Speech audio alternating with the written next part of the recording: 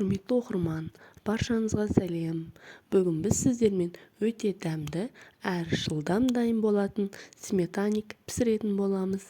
Енді бұл сметаникті бір жесеңіз тоқтай алмай қайта-қайта жей бергіңіз келеді.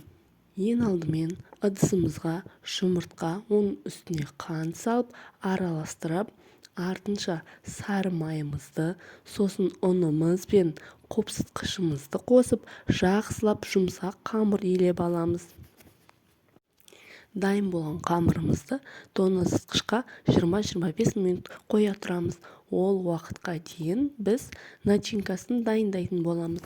Ол үшін 4 жұмыртқамызға қант, қаймағымызды қосып, бір келкі масса шыққанша араластырып аламыз. Келесі кезекте формамызға фольга төсеп, қамырымызды қолмен бір келке етіп жайып шығамыз. Дайын болған қамырдың үстіне начинкамызды құйып, 180 градуста 30 минут көлемінде пісіріп аламыз. Міне біздің сметаник осымен дайын. Қалауларынша салмасына түрлі жидектер қоссаңыздар тіпті керемет болып шығады.